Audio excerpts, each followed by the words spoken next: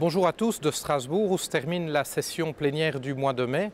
Je vais vous entretenir aujourd'hui principalement du sommet de l'Union européenne qui s'est tenu hier soir à Bruxelles. Un sommet de crise, un de plus me direz-vous, le premier avec François Hollande, mais un sommet qui une fois de plus n'a pas débouché sur des conclusions concrètes. Premièrement sur la question grecque qui est sans doute la plus urgente.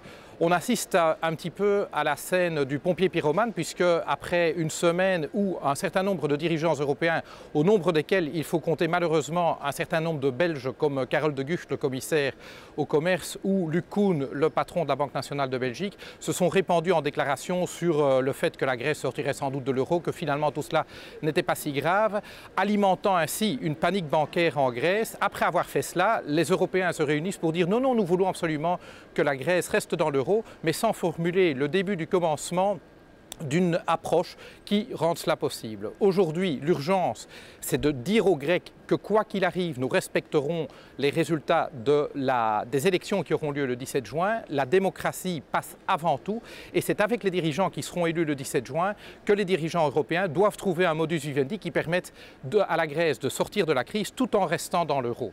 Et donc, arrêtons ces déclarations irresponsables et reconnaissons en tout cas une chose, c'est qu'il est impossible à la Grèce de réaliser les plans de transformation qu'on lui demande de réaliser dans les délais qui lui sont imposés. Et donc le minimum que nous devons être capables de donner à la Grèce, c'est du temps, probablement 2 ans de plus pour exécuter le programme qui lui est demandé et qui devra lui-même sans doute être un peu aménagé. Et ceux qui refusent de reconnaître cela, quelque part précipitent la Grèce et l'Europe avec elle dans le précipice. Deuxième élément dont on ne parle pas trop et qui pourtant est extrêmement préoccupant, c'est l'Espagne.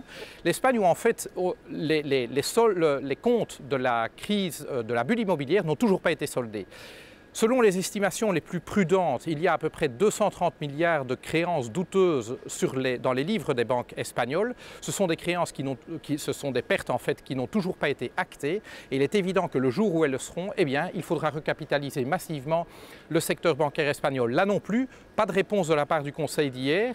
Pas un mot là-dessus, simplement la solution est relativement évidente. Il va falloir, donc, pour recapitaliser ces banques, soit prêter de l'argent à l'État espagnol, comme nous avons fait en Irlande, pour qu'il recapitalise ces banques, ou, ce qui nous semble une solution quand même plus simple, permettre au Fonds européen de stabilisation financière ou au mécanisme européen de stabilité, c'est-à-dire en réalité ces fonds de sauvetage européens, de directement prendre des parts dans les banques espagnoles, autrement dit de directement les recapitaliser. Enfin, on parle depuis l'élection de François Hollande tous les jours de croissance, de croissance, de croissance. Je pense qu'il est plus sain de parler d'emploi et de développement économique, de redéploiement économique. Et là-dessus, en effet, on renvoie tout au sommet de juin, c'est-à-dire dans 5 semaines d'ici, sachant que les éléments clés de la solution, mais ils sont connus depuis des mois, voire des années. C'est bien sûr une forme de mutualisation des dettes européennes, c'est une régulation beaucoup plus forte du secteur financier européen. C'est aussi un plan d'investissement collectif qui mobilise à la fois des moyens publics et des moyens privés. Et à notre sens, ce qui fait le plus de sens pour l'Europe, c'est de rendre l'Europe, par ce plan d'investissement, l'économie la plus économe en ressources et en énergie de la planète, ce qui nous semble-t-il assure à la fois l'indépendance une plus grande indépendance de l'Europe par rapport à des importations de matières premières et d'énergie fossiles, et par ailleurs rend l'Europe capable d'exporter des solutions qui sont souvent complexes, qui requièrent un mélange de technologies, de changements de modèles d'organisation sociale et dans le monde des affaires. Ce sont des solutions complexes que le monde attend, que le monde cherche, et je pense que l'Europe peut y trouver son compte, à la fois en apportant ces solutions pour elle-même, mais en les vendant à l'étranger. Alors vous allez me dire, la critique est facile, l'art est plus difficile, et il est facile pour des parlementaires européens de critiquer le Conseil qui est incapable, qui depuis des années navigue complètement à vue. Eh bien, je crois que le Parlement, lui, fait sa part. Je voudrais citer 3 exemples de décisions qui ont été prises au Parlement européen hier et il y a une semaine qui montrent que sur toutes ces questions-là, le Parlement européen avance et trouve des majorités de changement. La taxe sur les transactions financières, un serpent de mer depuis des décennies en Europe. Hier, à nouveau, le Parlement européen a affirmé sa volonté que soit mise en place une taxe sur les transactions financières à une majorité quasi des 2/3 et fait nouveau, affirme que si nous ne trouvons pas une majorité à 27 États membres pour le mettre en place, eh bien, nous devons faire une coalition des volontaires. Il nous faut une coopération renforcée pour mettre en place cette taxation sur les transactions financières dans les pays européens qui sont prêts à le faire. Premier élément. Deuxième élément, ce sont deux votes qui sont intervenus en commission des affaires économiques et monétaires il y a de cela une bonne semaine, presque 2 semaines, lundi 14 mai.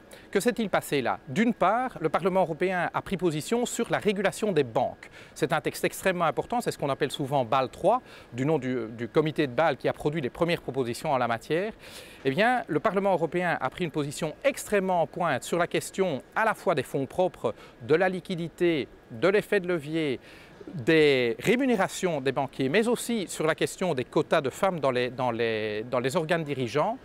C'est une position extrêmement ambitieuse, comparée surtout à la position prise par les ministres des Finances un jour plus tard, et qui plus est, prise à l'unanimité de la Commission des affaires économiques et monétaires. De la droite à la gauche, nous avons pu nous entendre sur une manière d'imposer aux banques la discipline qu'en fait on veut imposer depuis des mois et à marche forcée à tous les gouvernements.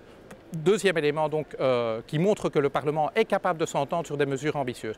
Troisième élément, dans le cadre de la gouvernance économique européenne, et là on touche vraiment à ce qui a été discuté au Conseil hier, le Parlement a adopté le même jour le Two-Pack, la Commission économique et monétaire a adopté, a voté sur ce qu'on appelle le Two-Pack, qui sont 2 nouveaux textes législatifs en matière de gouvernance économique. Et que trouve-t-on là-dedans? Eh bien, il y a 3 pépites.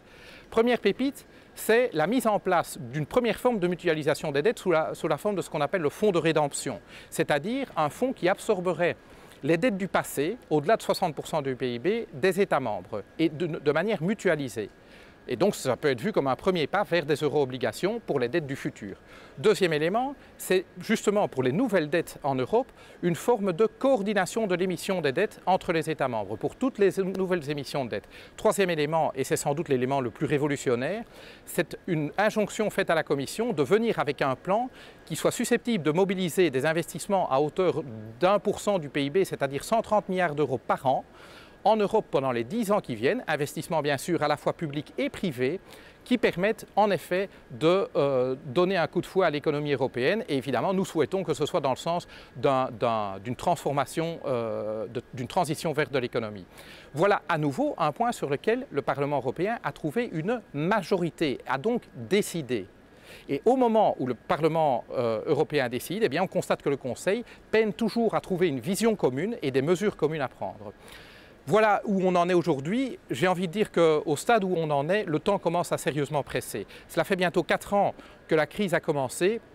Le tissu de la cohésion sociale européenne est soumise à extrêmement rude épreuve et je pense que dans une série de pays européens, on est proche du point de rupture. Et donc, nous n'avons plus le luxe de réfléchir encore 6 mois, 12 mois à des mesures à prendre. Je pense que les 5 semaines que les chefs d'État et de gouvernement se sont données hier soir doivent vraiment être le dernier délai avant la prise de mesures radicales à la fin du mois de juin. J'espère que ce sera le cas. En tout cas, il est très clair que l'Europe s'approche de plus en plus d'un point de rupture. Un point de rupture, je crois que personne en Europe ne peut souhaiter que nous atteignions. Donc voilà, ce ne sont pas des nouvelles extrêmement réjouissantes. La bonne nouvelle, c'est que je reste convaincu que l'Union européenne a les moyens, a tous les moyens en main pour sortir de la crise. C'est donc une question de vision politique et de volonté politique de réaliser cette vision. Nous l'avons en tout cas, nous le démontrons quotidiennement au Parlement. Nous espérons que ceux qui aujourd'hui dirigent l'Europe seront à la hauteur de leurs responsabilités. À bientôt.